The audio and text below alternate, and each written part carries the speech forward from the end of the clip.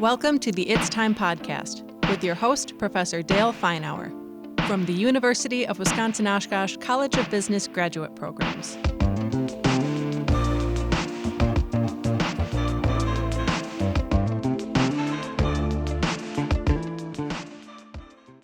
Welcome to another It's Time podcast, an offering of the UW-Oshkosh College of Business Graduate Programs. I'm your host, Dale Feinauer. Once again, we are here at A.J. Armstrong Studios to help throw a little more fuel on the flame of your desire to enhance your business management skills. Today, as throughout our first series, we're focused on leadership. But today, it's another Dale podcast. This is another you get to listen to me. Notice I said get to. But the focus today is a little bit different. It's a focus on how do you take care of yourself. It's a you-focused podcast. And you may ask the question, well, wait a minute, we're supposed to be learning about leadership. Why am I focused on me?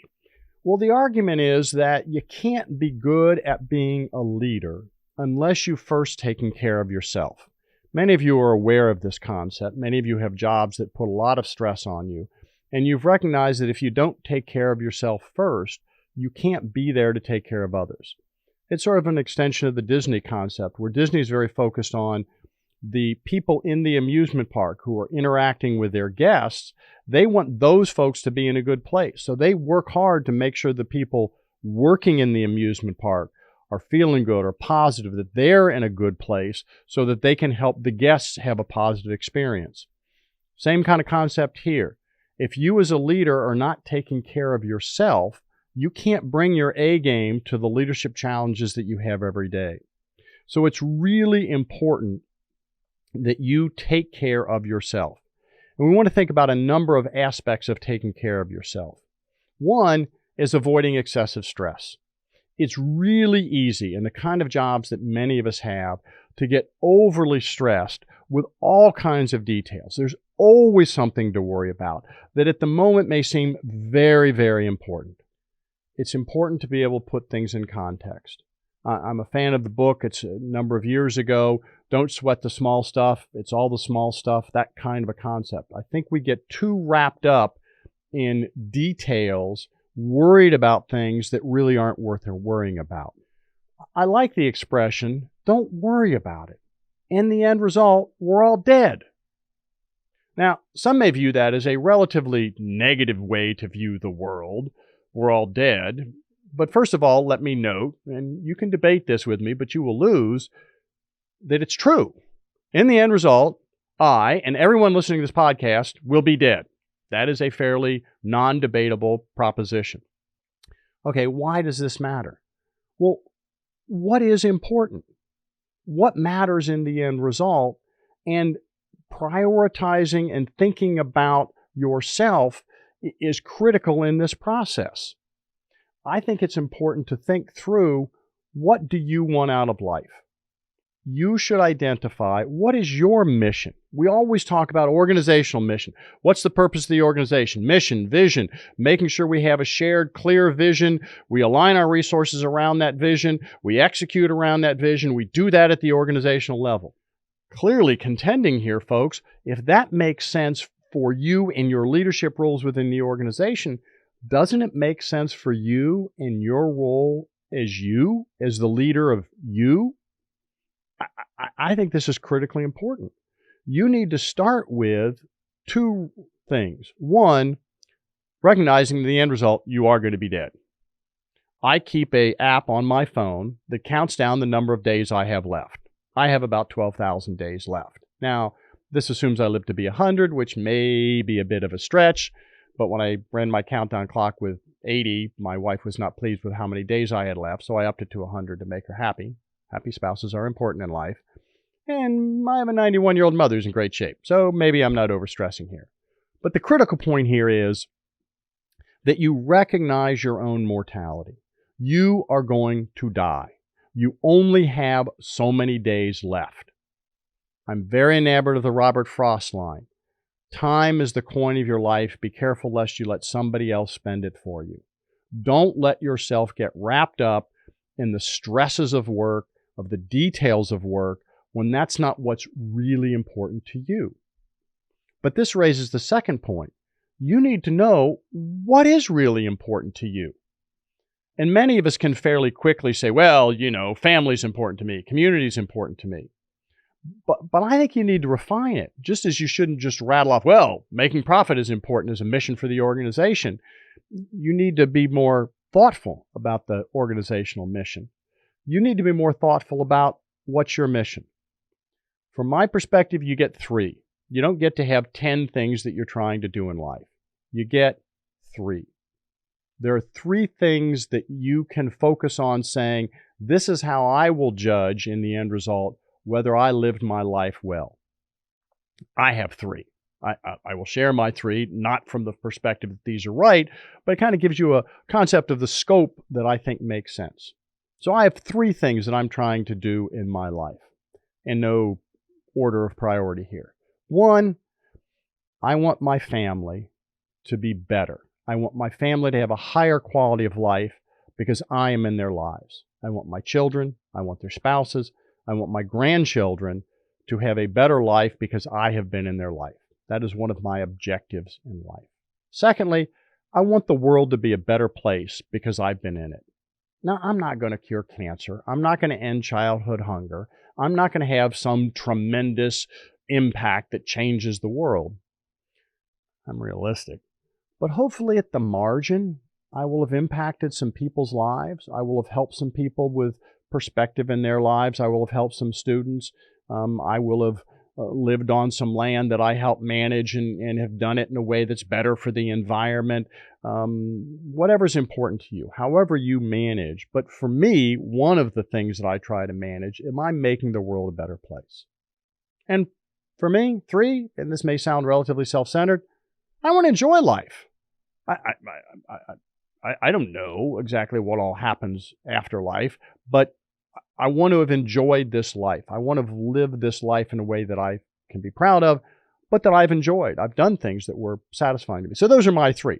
Not saying in any way that those are the right 3 for anybody else, but I do think it's important that you take a deep breath and say, these are the things that are important to me. I would suggest 3. That helps reduce stress. Is this directly impacting one of those 3? If the answer is no, well, then maybe you don't worry about that detail. And now, a few words about some of the programs and services offered by the UW-Oshkosh College of Business. The University of Wisconsin-Oshkosh offers the first of its kind MBA executive program in Northeast Wisconsin. Cohorts meet on weekends at the Appleton Executive Education Center with options available in a 12 or 16-month timeline.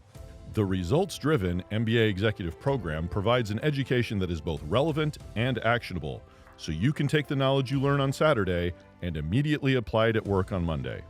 No GRE or GMAT required. See if the MBA executive program is right for you by visiting uwo.sh/EMBA. That's uwo.sh/EMBA.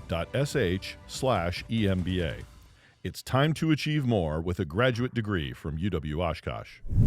Also a big fan of the 80-20 rule. Many of us who move into the management ranks, move into leadership ranks, want to get it right. We want to do it exactly right. We want to make it as good as we possibly can. And we worry about the details. And one of the ways you end up moving into leadership ranks is you're very good at your base job before you are in a leadership role, when you're leading yourself, if you will. And you're very good at making sure you do things very well. You excel. That's why you get promoted to leadership. You're very good in those roles, so you get promoted. You manage the details. You make it happen. However, there are so many details. And I do believe in that 80-20 rule. Often it takes 20% of your time to get something 80% right. And it takes another 80% of the time to get that final 20%. Now, in some cases, getting the final 20% is critically important. If I've got a surgeon working on me, I want them to get it all right. I don't want them to get most of their stitches right. Most of the bleeders were tied off. If we're talking to the airline mechanic who's checking over the engine before I get on the plane, I want them to get it totally right. I don't want them to do 80% of the checklist.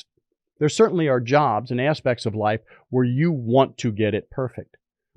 Perception, though, is that in many cases, our ego and our history drives us to try and get it perfect when we are really much more productive to get it 80% right, move on to the next, get it 80% right, because the last 20% doesn't matter.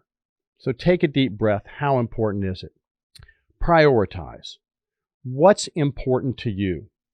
What do I really want to get done today? So from a work perspective, I show up for work. You've got a to-do list, but prioritize that to-do list. Don't view it as I have to do all of this. You're going to do some. You're not going to do all of it often because life happens. Things occur at work. What are the 3 things you really want to get done today, or the 2 or the 5, whatever the number is? This is the stuff I need to get done. This is what I'm going to focus on. Don't allow yourself to be distracted. Many of us get very distracted by email. I'm off, I'm working, I'm generating a document, I'm doing something I need to do at work. Ding, an email comes in. Oh, let me go check the email. No. In most of our jobs, you can check email once an hour and it will be just fine. So, work, get stuff done, focus on it, have that as a focus, then go check your email once an hour, that kind of thing. Resolve well and persevere. Many of us spend way too much time worrying about an issue that we've already come to the conclusion on. We've already decided, I think this is the best way to handle it. This is what I'm going to do in the face of this challenge. Okay, collect all the data you can, analyze it, talk to people, think it through, have people challenge your answer. But once you've concluded that I think the best course of action is to do X, resolve well, and then persevere. I'm going to do X. You may have a stopping point 6 months, 6 hours, 6 days from now where you're going to take a deep breath and say, okay, is this answer working? But for now, I'm doing it. I'm not second guessing this question. I'm moving ahead, making this thing happen. Unplug from work.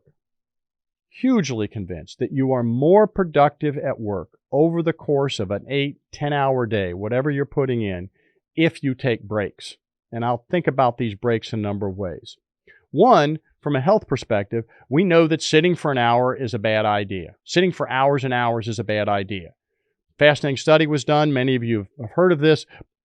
And they looked at bus drivers. This was in London, and people who were sitting all day long, but otherwise had very similar health status to somebody who was up and walking around at least once an hour, had very different health outcomes. Extended periods of just sitting are bad.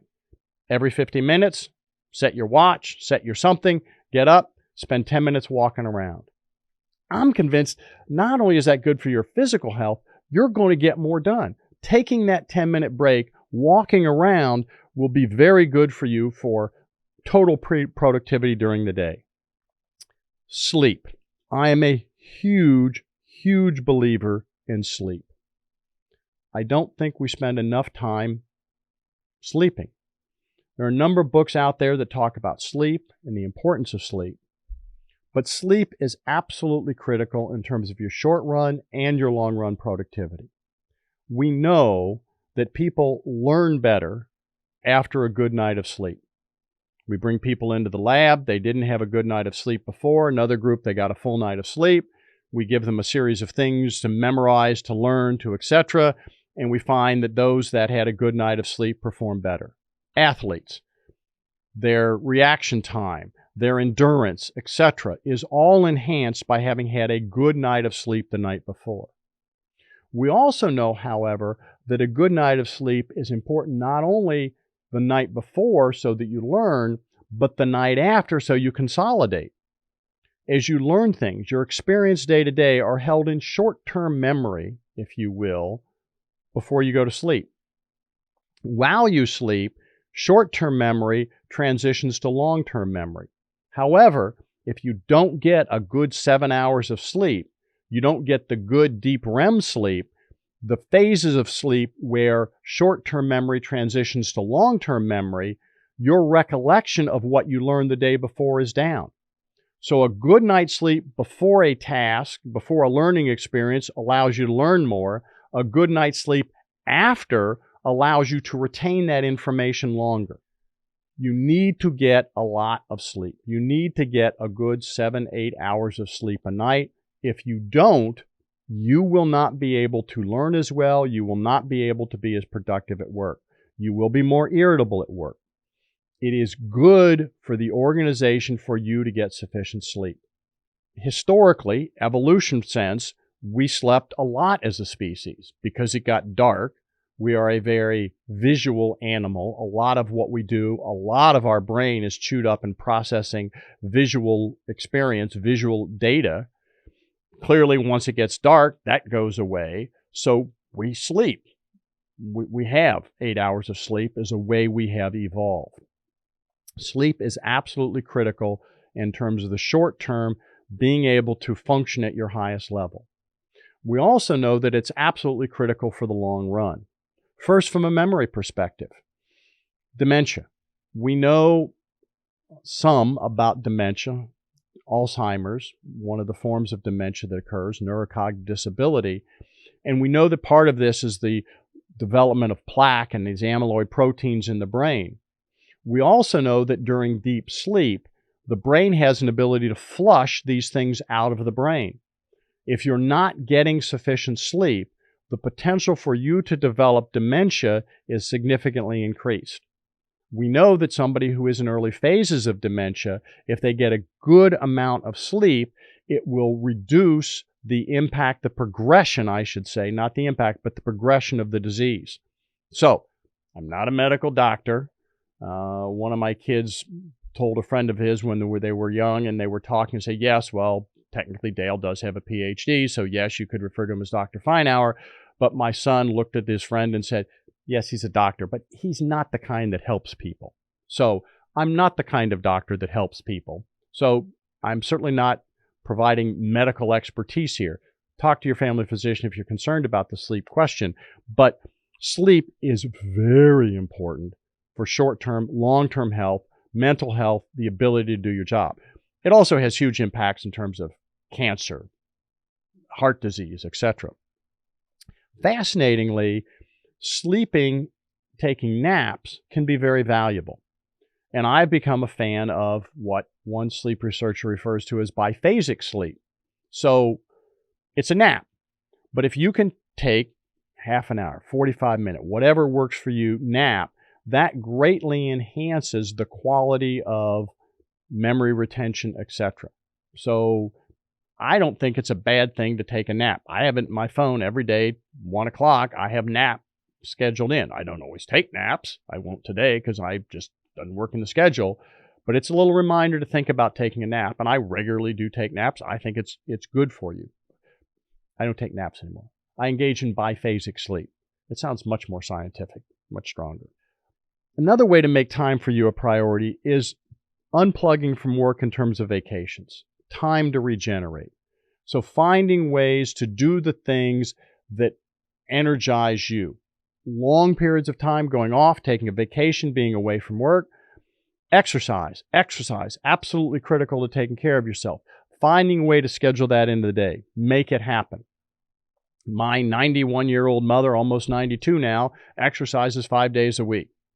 Well, for one thing, she's obviously retired, so that makes it a little easier. But she exercises at 5:30 in the morning. And she regularly says, look, 5:30 in the morning, I have no other commitments. Now, she's got volunteer work she needs to get doing at 8 o'clock, but nothing else at 5:30. Find a way to schedule yourself, program, make taking care of you a priority. I'm a fan of putting you first so that you can be the best you possible for everyone else. Taking care of yourself. It is a critical aspect of leadership. Thank you very much. Thank you for listening to another It's Time podcast. It's Time is a production of the University of Wisconsin-Oshkosh College of Business graduate programs in association with Venture Project Studios. Executive producer, Aaron J. Armstrong. Host, Professor Dale Feinauer. Creative director, Madison Potratz. Director of Photography, Elazar Kloon. Audio and video editor, Elazar Kloon. Marketing strategy, Tara Larson. Social media, Anwar Mahana. A special thanks to L Creative, TopView Media, Michael Patton, and the University of Wisconsin-Oshkosh College of Business graduate programs.